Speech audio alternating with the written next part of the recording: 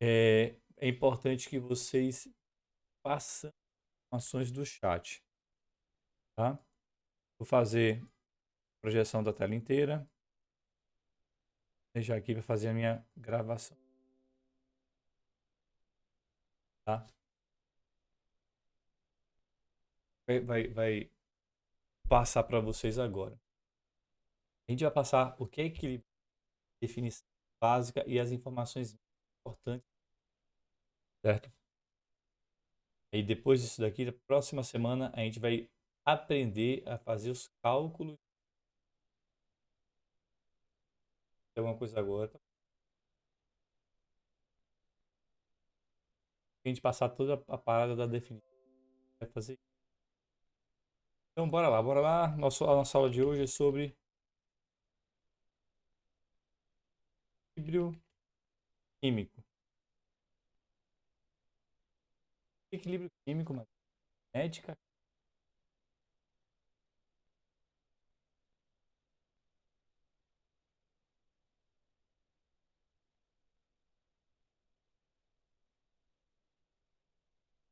É verdade, gente. Eu falei equilíbrio químico,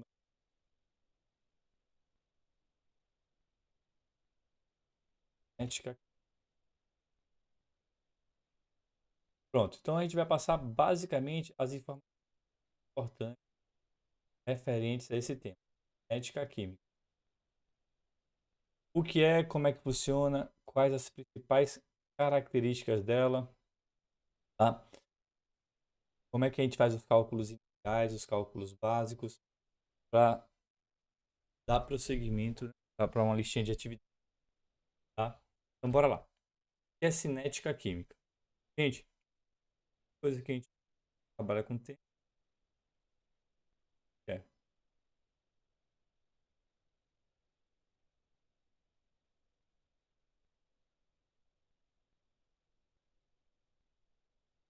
Então, o que eu posso dizer que é a cinética química? Em poucas palavras, é o estudo da rapidez que ocorre uma reação química e dos fatores que a influenciam. Então, basicamente, essa é a cinética química. Toda reação ela vai acontecer uma determinada velocidade. Dependendo dessa velocidade, a gente vai começar a ver as variações que acontecem entre essas atividades. E aí, esse estudo faz a cinética química, tá? Então, como é que a gente faz esses cálculos aí? Como é que a gente define essa rapidez dessas reações químicas? Seguinte, o que é a rapidez das reações químicas? A gente faz o cálculo da rapidez através de uma média. E essa média, a gente pode dizer da seguinte forma, ó, que essa rapidez, ou também chamada de taxa de reação, é determinada pela variação na quantidade das substâncias, no caso, reagentes ou produtos, certo?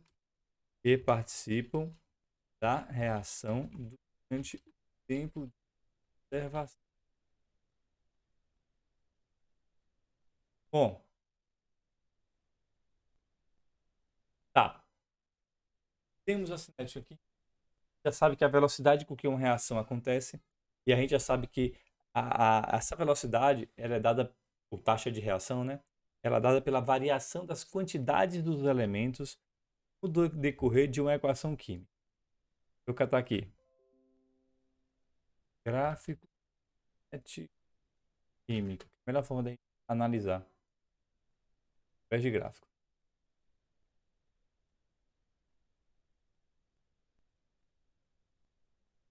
Gráfico um maiorzinho aqui. Gráfico demais.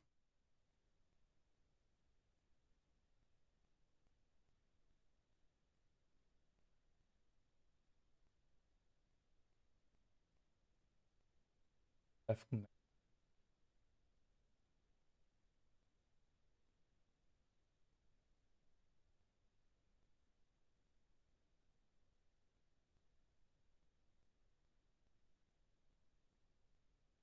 Gráfico de equilíbrio químico.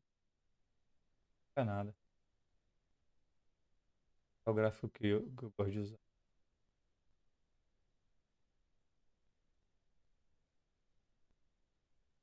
Vou pegar esse aqui. Então, gente, ó. Eu vou ter um gráficozinho. Vai estar mais bonito de todos, mas esse é um gráfico bom para a gente estudar, entender o processo da cinética aqui. Olha, esse gráfico aqui eu tenho dois elementos. Eu tenho um elemento A e um elemento B.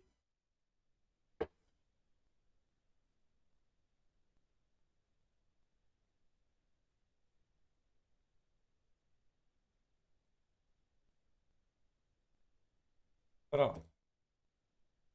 Nesse gráfico eu tenho o elemento A e um elemento B. Na cinética química, numa reação química, a gente vai ter o seguinte, ó.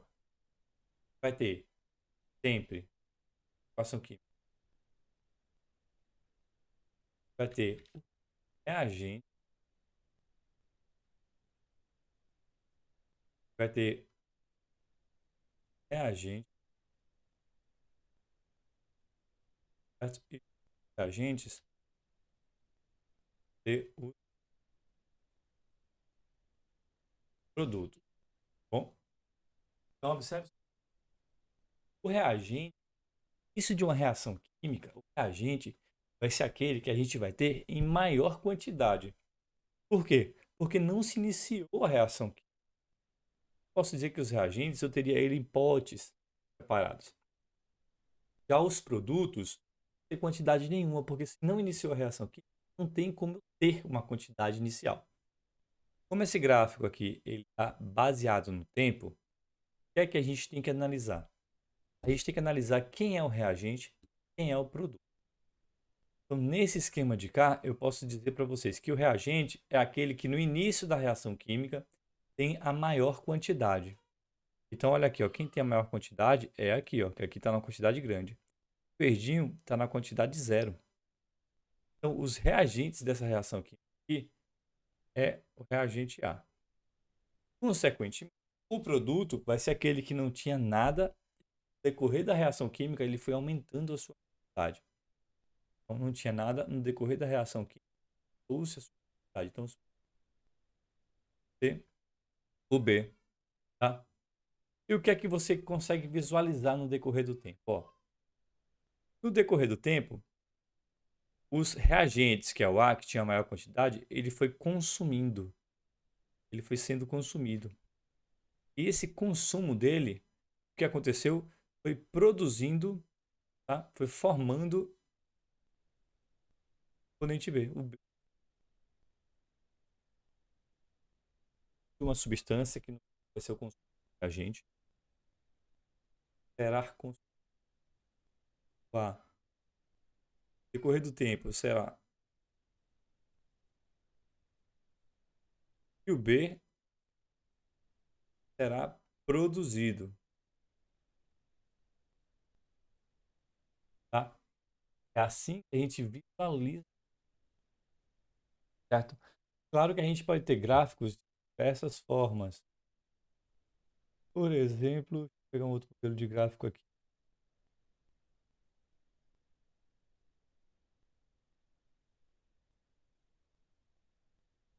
Esse modelo aqui. Vai ter, por exemplo, um outro modelo de gráfico, que é esse de cá, ó. Nesse outro modelo, a gente também tem que realizar e identificar. Bora dar nome para esses elementos.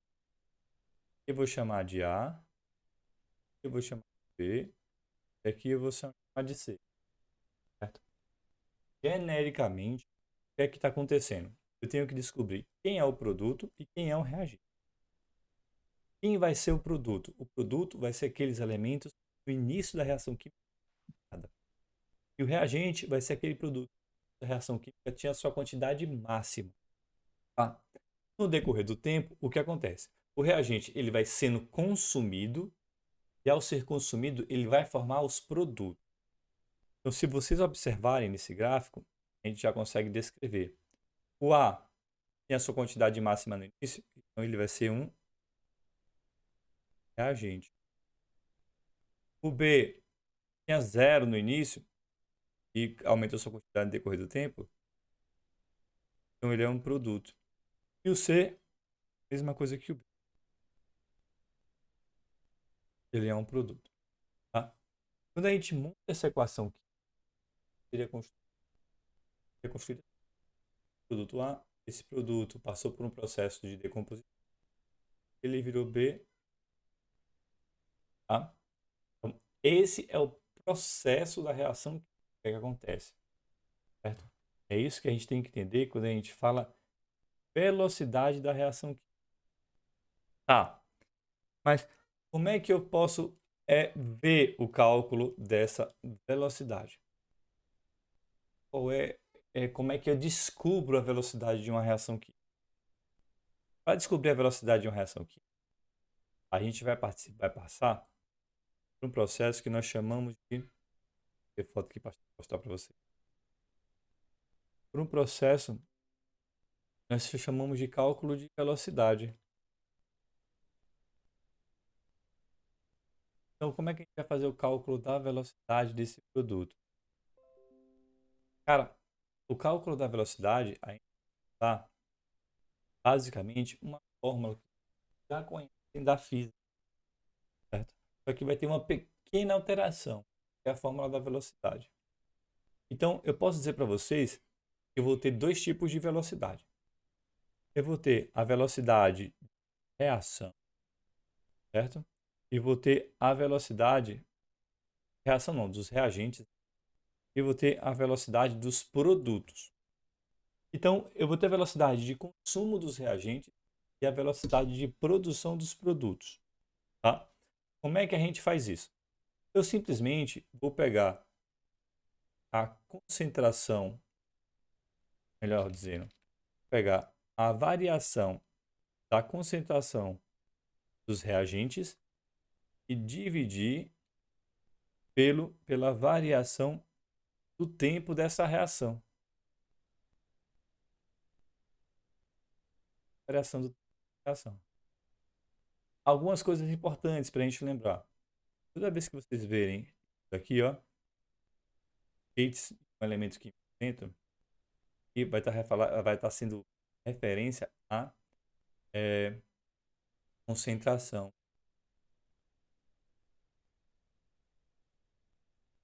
Geralmente a concentração mols por, tá? Toda vez que vocês verem esses colchetes, eles fazem referência. E o delta, eu sempre falo isso aqui, a gente já falou desse tema, vou repetir. Delta vai ser sempre o valor final, valor real, tá? Duas informações. É bom a gente ter. Bom, então é o seguinte, eu ter o cálculo da velocidade de reagente, vai ser o delta, a concentração dos reagentes, dividido pela concentração do tempo. E o produto vai ser o quê? Vai ser a velocidade, vai ser o delta do produto dividido pela variação também do tempo de produto. O que é que vai acontecer nesses dois cálculos? Cara, a gente vai ter uns valores que fogem um pouquinho quando a gente fala de velocidade. Quando eu falo velocidade dos reagentes, é bem possível que você sempre ache um valor negativo. Quando eu falo de velocidade dos produtos, você vai achar um valor positivo, tá? Como nos produtos a gente acha um valor positivo, não tem com que se preocupar nessa situação, tá? Eu preciso que vocês parem para pensar um pouquinho no negativo dos reagentes. Então, gente, não existe velocidade negativa. Então, se não existe, o que eu vou achar no valor dos reagentes? Velocidade negativa. Pelo simples fato de que, para ele representar um processo de consumo, de diminuição ele vai ser representado justamente por valor negativo. Então, toda vez que vocês verem velocidade negativa nesse tipo de equação, o que significa esse negativo?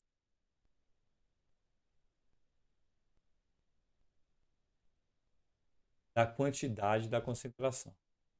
Assim, cara, bora dizer que eu tenho uma velocidade negativa de 1 mol por minuto. Se é menos 1 mol por minuto, significa que a cada minuto eu estou diminuindo 1 mol do reagente. Tá? Se eu tinha 4 reagentes, 4 mols por litro no início da reação, depois de 1 minuto eu tenho 3 mols por litro. Depois de mais 1 minuto, 2. Depois de mais 1 minuto, o menos ele vai estar significando a diminuição da velocidade de reagentes. E se você fez o cálculo e deu negativo, é porque você está fazendo dos reagentes. O cálculo dos produtos sempre vai dar positivo. O cálculo dos reagentes sempre vai dar negativo. Tá? Por exemplo, deixa eu pegar aqui uma questãozinha, se eu consigo copiar e colar aqui. Assim vai. Vai não. Então, eu vou bater um printzinho aqui para a gente ver essa questão. Entender um pouquinho dela. Olha lá, deixa eu passar.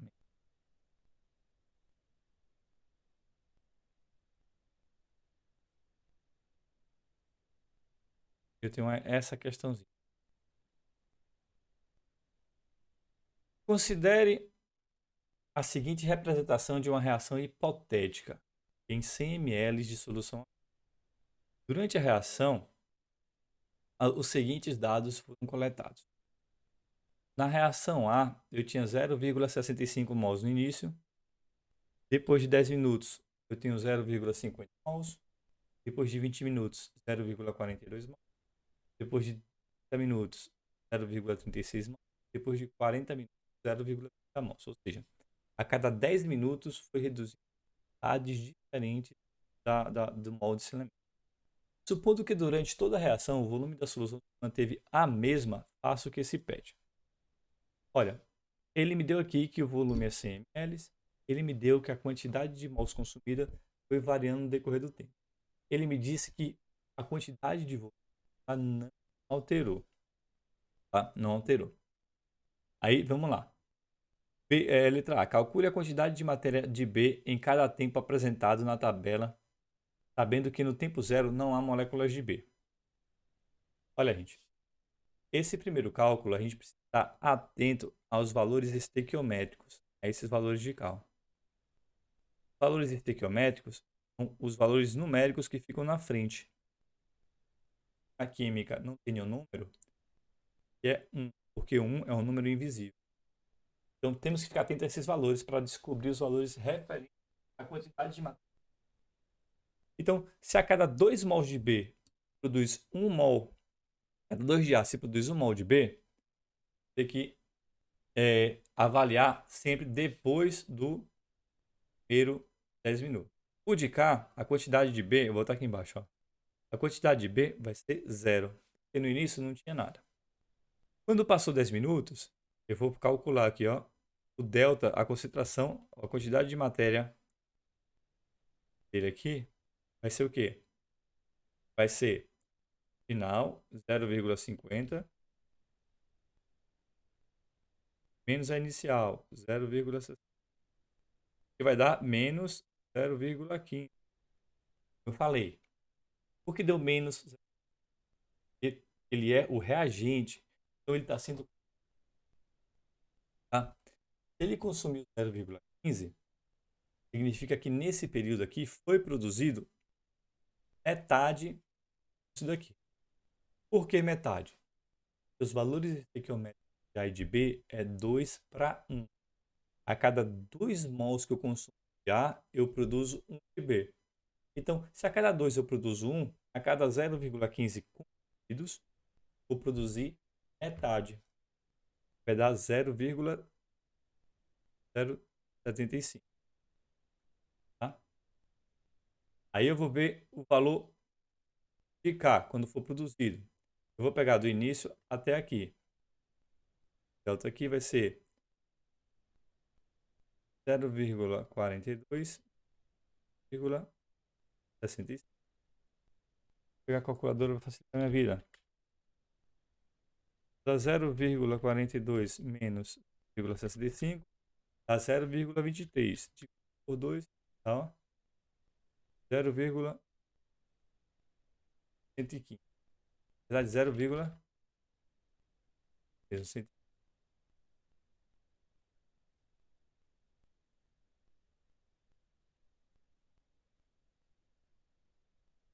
0,115 aqui não. Aqui.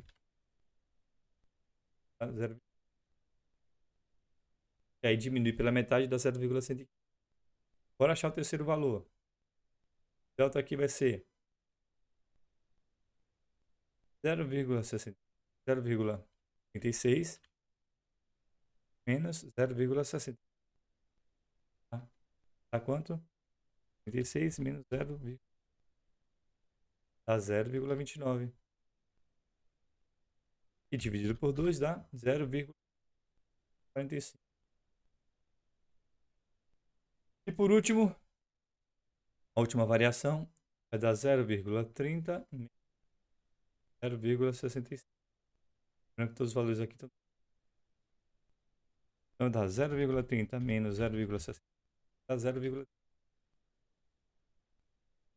Dividido por 2 vai dar 0,175. Então, levando em consideração os valores estequiométricos, e para cada duas moléculas de A que eu tenho, quando elas são quebradas, formar uma de B, então para cada duas que eu preciso, eu formo uma, eu vou, através da regra de 3, eu consigo total. Essa regra de 3, só para vocês verem assim. Para cada 2 A, eu formo um B. Para cada 0,1 A, eu vou formar quantos B? Tá? Essa é a regra de 3 que a gente produz.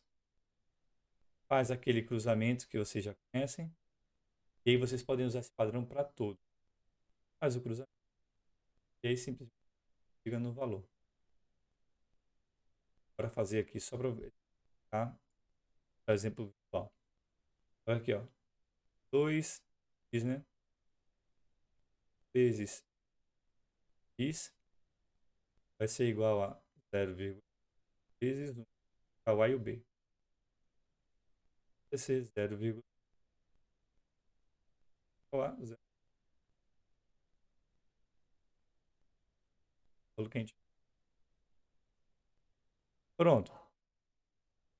Aqui, ó, é a primeira questão que eu acabei nem copiando para cá.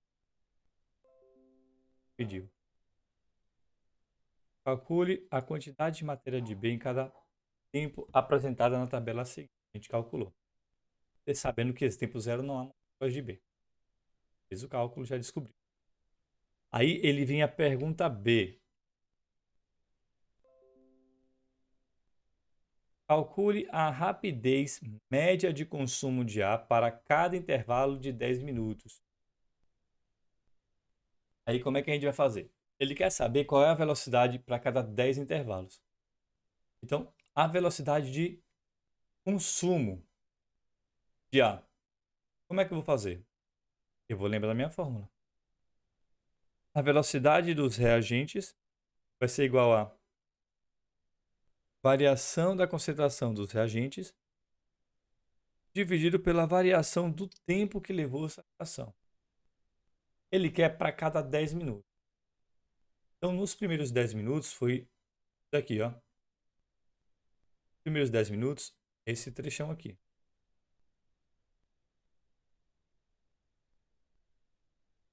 Esse de cá. Então, qual é a variação da concentração dos reagentes? Vai ser 0,50, né, que é o final, menos o inicial, é 0,60. Dividido pelo tempo, que vai dar 10, né, porque é 10 menos 0. Vai dar 0, menos 0,15, 10. Suma aqui vai dar 0,0 mols por cada 10 minutos que você vai consumir. aqui, certo? Agora, faria esse cálculo para todos os. Bom, na verdade, ele pediu mols por litro. A gente nem calculou fazer isso aqui, a gente calculou o volume direto, tá? Vou até tirar isso daqui para não calcular o volume direto.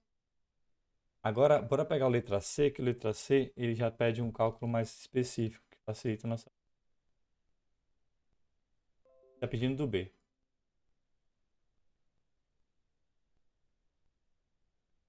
Olha, B, entre o tempo de 10 e 30 minutos, ele está pedindo tempo. E esse tempo de cá e esse tempo de cá, qual é a rapidez média da produção B em mols por segundo? O que a gente precisa saber? A gente precisa ver as concentrações nesses lugares. Depois de achar as concentrações, a gente vai calcular a velocidade da produção. Então, qual é a concentração de B nesse minuto aqui? A gente sabe que o volume da substância é 100 ml. É a mesma coisa que 0,1. A gente sabe que a massa, ou número de mols, né? No caso aqui a gente não tem massa, a gente tem número de mols. Vai ser 0,075. Então eu preciso primeiro achar a concentração que vai me dar mols por litro, para depois eu achar a velocidade. A concentração vai ser igual ao número pelo volume. Concentração vai ser igual a 0,075 dividido por 0,1. Na calculadora, esse valor que vai dar 0,075 dividido por 0,1. É só tirar um zero. Dá 0,75 mols por litro. Certo? Achei a concentração no primeiro momento. Agora achar a concentração no 30 aqui. A gente vai achar a concentração no 30.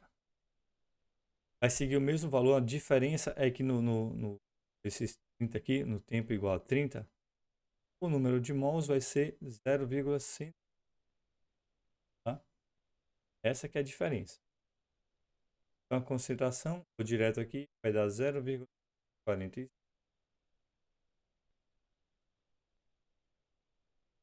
A gente tirou um zero aqui também. Uma vírgula para cá, né? Vírgula para a direita aqui. Então, mols por litro. Agora, como é que a gente vai calcular a rapidez da reação? A gente vai usar a nossa fórmula que a gente usou de mols. A gente calculou o consumo de mols, a gente não calculou a quantidade de reação. Delta, variação da ação.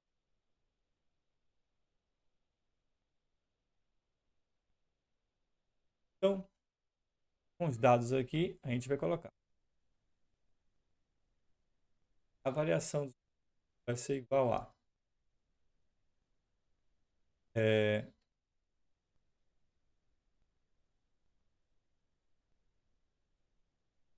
variação dos produtos, vai ser a variação final, que é essa de cá. Vai ser 1,45 menos a inicial, mols por litro, dividido pelo tempo. Vai ser 30, 10. Isso de cá, a gente vai calcular e vai achar o 0,45 menos 0, dividido por 30 menos 20, 30 menos 10, 20.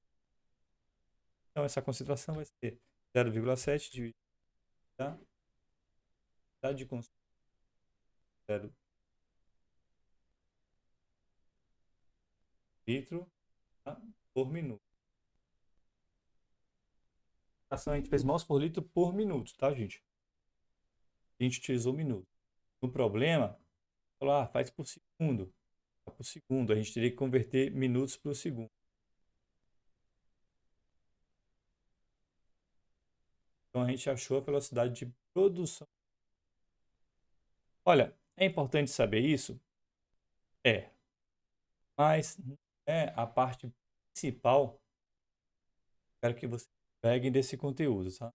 Quero que vocês conheçam isso. A parte principal que vocês têm que pegar de cá é basicamente o que a gente chama de teoria. A gente trabalhou o primeiro tópico aqui, foi velocidade. Agora a gente vai trabalhar o que é teoria de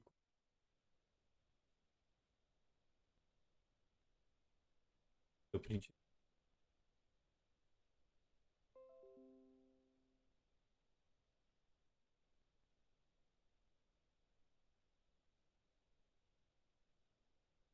A parte que a gente tem que ficar esperta é a teoria da colisão. Então, o que é essa teoria? Teoria das colisões. Cara, a teoria das colisões é a teoria que vai dar força a praticamente tudo que a gente precisa saber da cinética. Vai ser esse tema, teoria das colisões. Ele que a gente vai estudar o processo básico da cinética química. Bom, agora para a definição, da definição, a gente vai para os exemplos. Como é que posso dizer que é a teoria da colisão?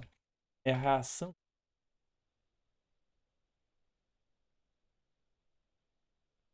que só ocorre, tipo assim, a teoria da colisão, ele explica por que a reação química ocorre. Então, essa reação química só ocorre quando há colisão em moléculas. Ela determina a velocidade e a ocorrência de uma reação química, já que está relacionada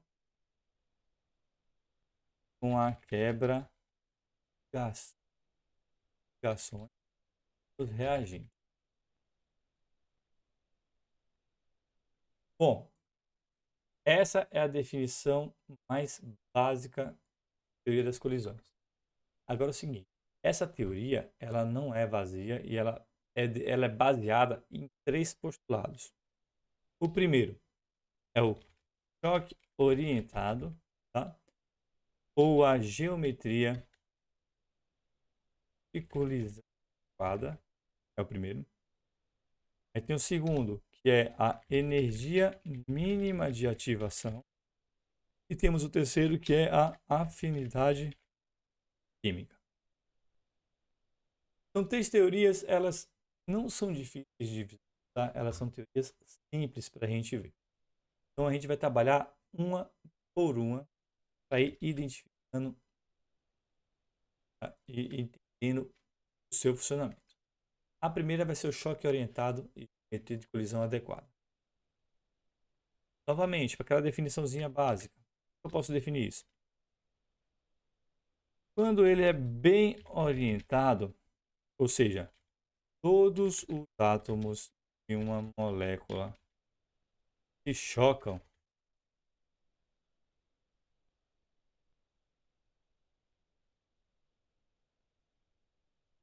com os átomos de outra molécula e com energia suficiente, porque é o seguinte, ó, a energia mínima é essa energia suficiente. As teorias elas têm o preço de uma a outra, mas a gente foca no detalhe principal dela para entender. Para ver as ligações entre os átomos da partícula. Então, o que é uma geometria adequada? É quando o choque entre os elementos, ele é literalmente orientado de acordo com a posição das partículas. Esse choque orientado, ele vai auxiliar literalmente na quebra delas, tá? Bora entender então aqui, através de uma imagenzinha, o que significa isso. Olha aqui a imagem. Essas três moléculas aqui, estão realizando 3 choques. Tá? O choque 1, o choque 2 e o choque 3. Acontece o seguinte: o choque orientado ou geometricamente adequado significa que as moléculas elas vão literalmente chocar com as outras moléculas. Tá? Então, se eu tenho aqui, por exemplo, uma molécula, as pontas são os cloros, e nessa aqui as pontas são hidrogênios, se eles se chocarem assim, ó, esse choque não é adequado. Por quê? Porque só vai ter um cloro chocando com a molécula de hidrogênio. Então não vai funcionar. Se eu tenho um choque assim, também não é um choque adequado. Porque eu vou ter uma molécula de hidrogênio se chocando com 2 cloros. Tá? Não vai dar certo. Se eu chocar assim, também não vai ser adequado. Eu vou ter um a um. Tá? Então, esses modelos de choque, claro que isso, gente, é uma configuração virtual. A gente não visualiza como é que choca. É uma hipótese. Como a gente não consegue verificar a colisão ser de forma adequada, eu tenho que ter o choque em que as duas pontas elas ó, se encontrem. Se elas se encontram, isso daqui fez um choque adequado. As moléculas embaixo se bateram, as duas se bateram. Tá? Com esse choque adequado, vai ver a formação de. Não é isso que acontece. Então, nos 3 casos aí, o que está acontecendo? O choque é ineficaz. Ineficaz. Porque cada átomo de cloro só é capaz de atingir um dos outros átomos. Olha, essa definição,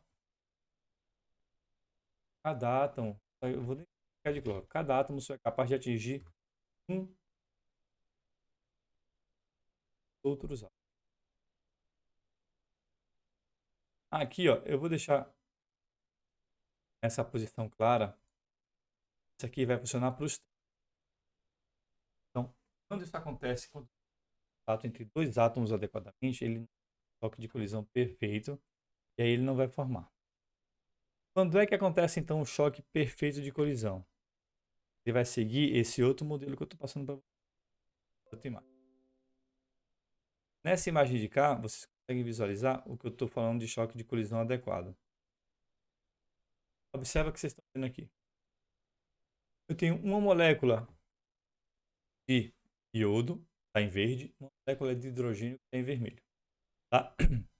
Quando ele tem um choque não eficaz, o que acontece com esse choque? As moléculas elas não vão ter o choque entre duas moléculas com hidrogênio, com as duas. Quando não acontece esse choque eficaz, eles voltam.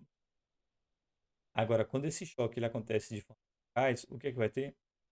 Moléculas vai bater com elas, tendo energia suficiente, essa ligação aqui ela rompe, e aí ele vai formar essas ligações aqui. É isso que acontece quando a gente vê esse. Quando ele é eficaz, significa que eles estão chocando, os elementos estão todos chocando, os átomos estão todos se batendo, e ao se bater, ele favorece a ligação desses átomos, a quebra dos. É, então, isso aqui é o que nós chamamos de choque eficaz. Tá, pessoal? Tá tranquilo? Uma tá toda calada, ninguém fala nada. Pegando um macetezinho aí. Então, tá aqui a primeira teoria das colisões. Vou pegar blocos.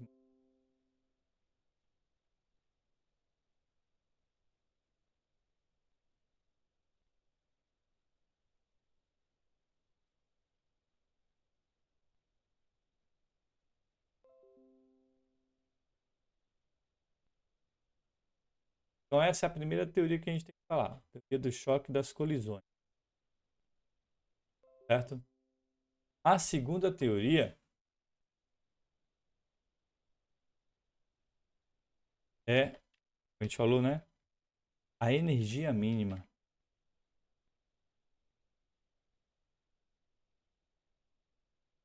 Eu até como é que aqui em cima.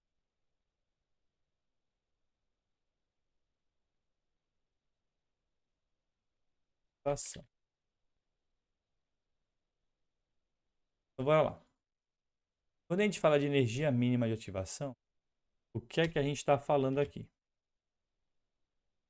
Basicamente, a gente está falando que é a quantidade mínima de energia necessária para que, quando duas moléculas se choquem com uma orientação favorável, que é o choque vivo, haja o rompimento das ligações entre átomos das partes. Pronto. Energia mínima de ativação. O que ele quer dizer com isso, cara? Ele quer dizer o seguinte: para que uma reação química aconteça, eu tenho que ter uma energia mínima para que ela. Se eu não tiver essa quantidade de energia mínima, ela não acontece. Tá? E essa quantidade mínima, a gente precisa chegar nela, atingir ela. Chegando nessa quantidade, ela simplesmente vai dar prosseguimento e ela vai acontecer até ser finalizada. Tá bom? É isso que acontece. Tá, bora para um exemplo prático para a gente visualizar o que é a energia mínima. Eu tenho essa imagenzinha aqui que eu gosto de usar. Pegando a imagem de uma apresentação que eu tenho aqui. Eu gosto de usar. Observe o seguinte. Essa menina está jogando golfe. Certo? E o objetivo dela é acertar aquele buraco. Só que para acertar aquele buraco, ela precisa colocar uma força mínima. Essa força mínima, ela tem que ser o suficiente para subir esse morro. Se ela colocar qualquer outra força no morro, simplesmente ficar no buraco. Agora, se ela colocar a força mínima para subir esse morro, se ela pegar essa força e conseguir subir o morro, o que vai acontecer? A bola sozinha vai continuar o percurso, vai descer até encontrar o buraco. Então, a energia mínima é justamente a quantidade mínima que precisa para acontecer o rompimento de ações. Aquela energia que sem ela não vai ter a reação química, certo? E aí, por que que a gente precisa ter essa energia mínima? Porque uma reação química, como qualquer reação química, para ela acontecer, vou até alinhar aqui, ela precisa passar por um negócio que nós chamamos de complexo ativado.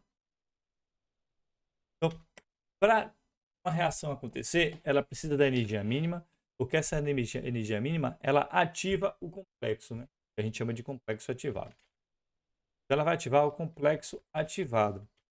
O que é o complexo ativado? Basicamente, é uma estrutura intermediária entre os reagentes e os produtos. No complexo, existem as ligações dos reagentes enfraquecidas e as novas ligações do produto sendo formadas. Então, aqui é o melhor ponto que a gente pode relacionar sobre esse complexo ativado. Tá. Em imagens, quero ver imagens. Seria mais ou menos o processo aqui, ó, em etapas. Tá bem amplo. Observe o que é que você tem. Eu tenho os reagentes. Reagentes. Acontece que quando eu coloco a energia mínima possível, e essas moléculas estão constantemente se chocando, quando eu coloco a energia mínima possível e nessa energia mínima um choque orientado, o que vai acontecer? Vai haver o enfraquecimento, tá, dessas ligações.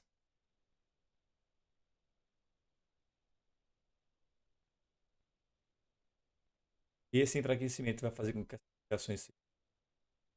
E aqui vai ser feita a formação dessas ligações. Então, as ligações antigas dessa molécula, que quando elas eram reagentes, vão começar a ser fragilizadas e com isso vai ser formada uma nova ligação entre os reagentes. Então, reagente A com reagente B vai formar uma ligação. E aí, no processo desse complexo ativado, ele é muito instável, ele vai simplesmente quebrar ligações e formar um complexo ativado que só inicia através da quantidade de energia mínima necessária, ela se dá dessa forma. O enfraquecimento das ligações antigas, as ligações do reagente, e vai ter a formação de ligações que darão a criação do novo produto. Certo? Então, isso daqui é o que nós chamamos de complexo ativado. A gente consegue visualizar também em forma gráfica. Na forma gráfica é importante até para a gente poder fazer uma análise sobre ela. Então tá aqui, ó. Essa é a forma gráfica que a gente vê desse complexo. Vou botar um do lado do outro aqui.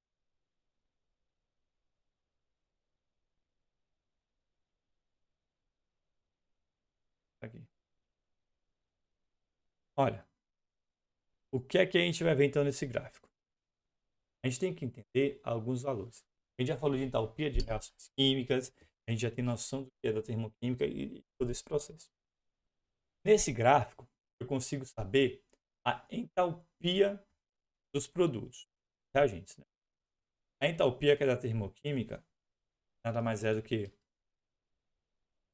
ΔH, que a gente vai ser igual a energia dos produtos menos a energia reagentes. Tá? Lembrando que isso de cá ele faz referência a termo.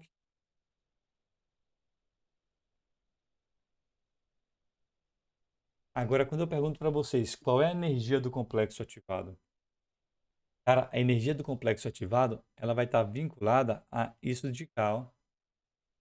A energia que os reagentes precisam para iniciar sua reação. Tá? Então, a energia do complexo ativado vai ser aqui, ó, o topo do complexo ativado e a energia da reação química vai ser a energia de entalpia vai ser justamente a energia que tem nos produtos, caso menos 10 menos os reagentes. No caso de cá, ΔH vai dar menos 40 kJ, né, que é a entalpia, a diferença de energia entre os produtos e reagentes. Já no complexo ativado, o delta vai ser quanto? Vai ser 60 menos 30, que vai dar 30 kJ. Então eu preciso de mais 30 kJ para iniciar a minha reação. E se eu gastar esses 30 kJ para iniciar a minha reação aqui, eu vou ter a liberação de 40 kJ de energia. Mais ou menos dessa forma que a gente utiliza gráfico esse tipo de reação.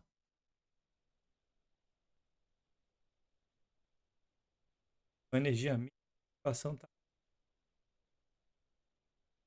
Para fechar o conteúdo de hoje,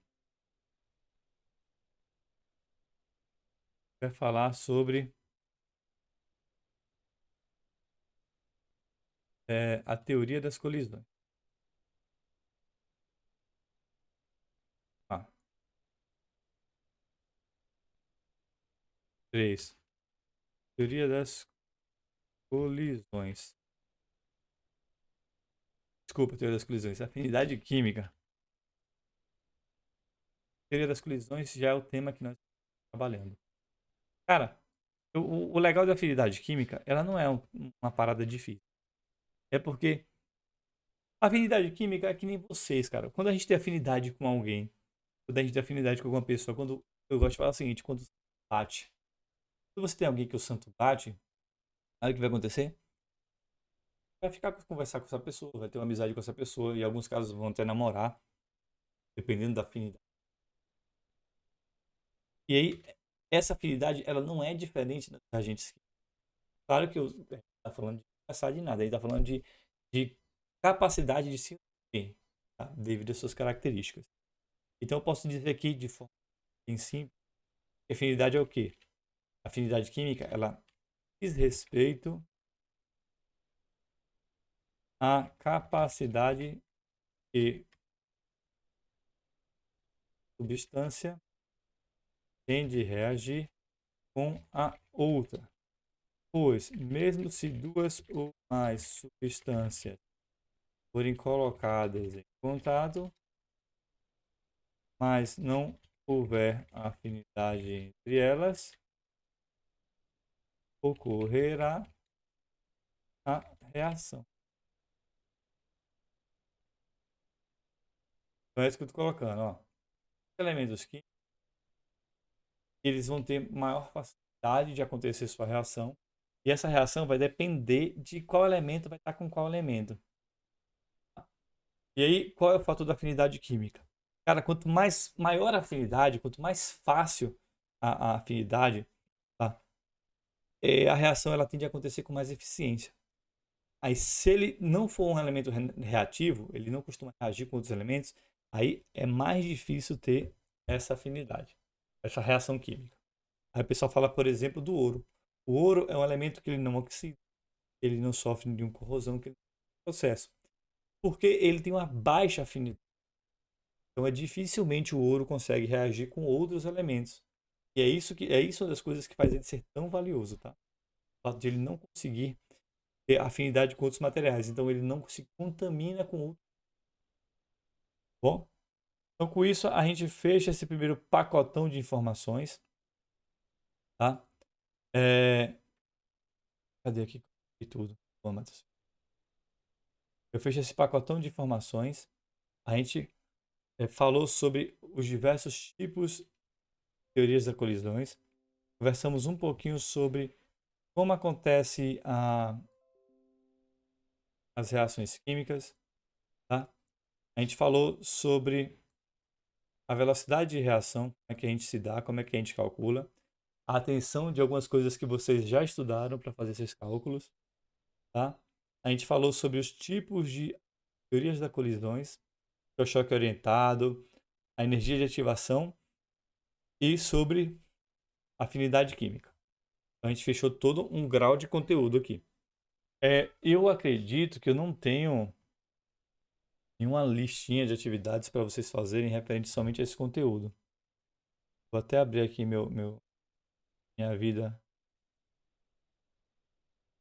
para avaliar aqui se tem. Deixa eu ver uma listinha de atividades.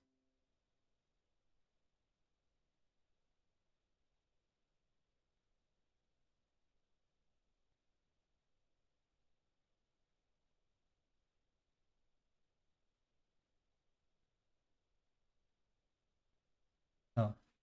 A minha lista que eu tenho, ela envolve outro conteúdo que eu não falei para vocês, que eu vou falar na próxima aula. Então, vocês não vão ter atividade de complementação hoje. Até porque a gente também já está bastante tempo da aula, né? A gente já tem mais de uma hora de aula gravada. Uma hora de aula gravada. Sem interromper a gravação. Então, a gente fecha esse conteúdo.